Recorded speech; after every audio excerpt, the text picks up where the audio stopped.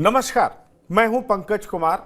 इस खास पेशकश में हमारे साथ एक विशेष मेहमान जुड़े हैं। जी हां, विशेष मैं इसलिए कह रहा हूं क्योंकि मैं कई बार आपके सामने आता हूं और कई सारे ऐसे डॉक्टर से आपकी मुलाकात कराता हूं जो मेडिकल साइंस के अलग अलग फील्ड में उन्होंने जोरदार तरीके से काम किया है और कई सारे कॉम्प्लिकेटेड पेशेंट्स को ठीक किया है।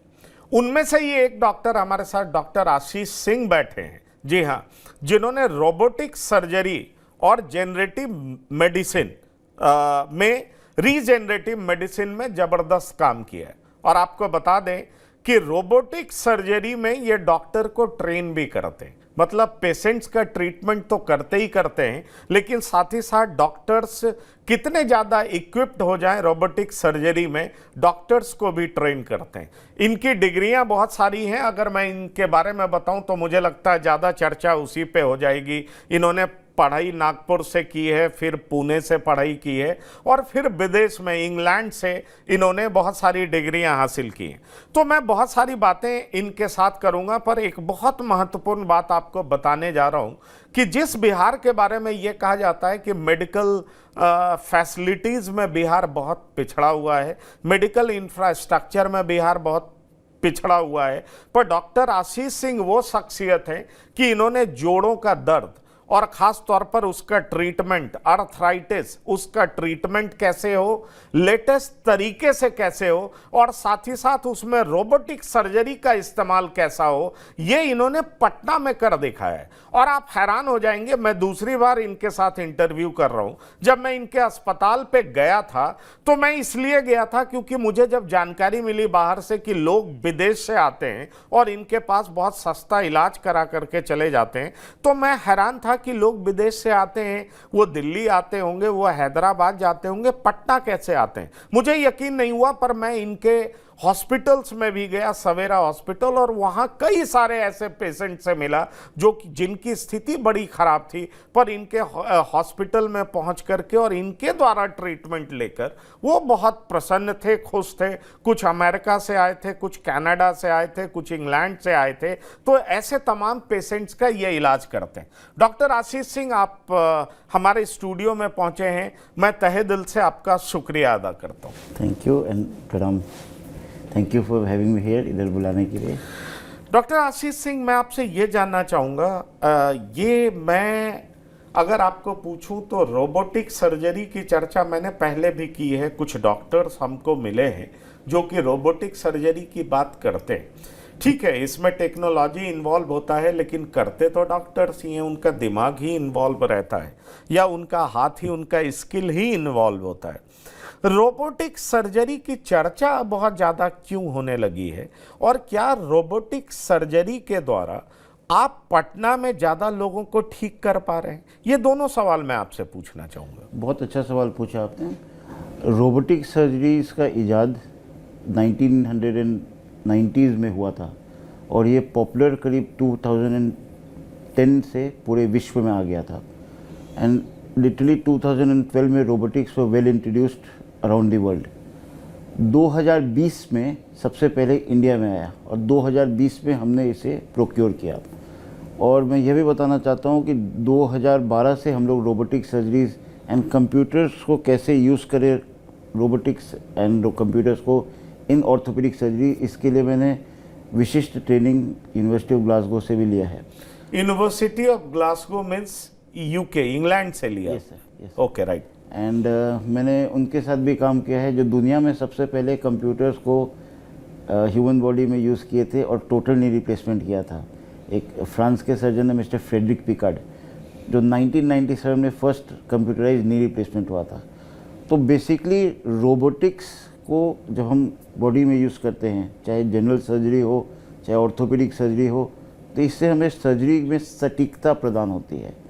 जब अगर हम एक रोज़मर्रा की ज़िंदगी का एक एग्जाम्पल लें, उदाहरण लें, तो अगर हम गूगल मैप से कहीं जाते हैं तो हमें ये जानकारी मिलती है कि 200 मीटर पे बाएं जाना है।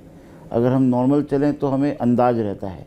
बट जब हम रोबोटिक सर्जरीज पे काम करते हैं तो हमारे सामने एक स्क्रीन होता है और हम लोग प्लानिंग बहुत उम्दा करते हैं, जिससे हर एक के कट्स की जानकारी होती है, डिजिटल मैपिंग करके कार्टिलेज को हटा देते हैं, कम से कम हड्डी काटते हैं, और सबसे विशेष बात है कि यह सुपर सेफ होता है क्योंकि हम एक लक्ष्मण रेखा में काम करते हैं।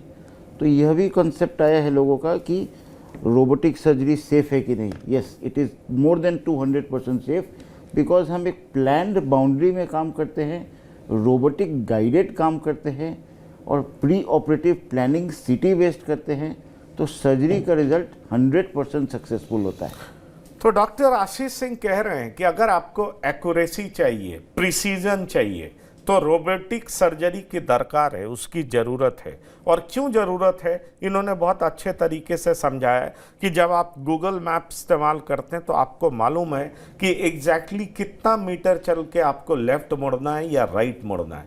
तो दरअसल अगर प्रिसीजन के साथ हड्डी को काटना हो या कार्टिलेज को हटाना हो तो ये तभी संभव है जब रोबोटिक सर्जरी का इस्तेमाल किया जा सकता है। और इसीलिए डॉक्टर आशीष सिंह बता रहे हैं कि किस तरीके से इनका विश्वास रोबोटिक सर्जरी पे बहुत ज़्यादा बढ़ा।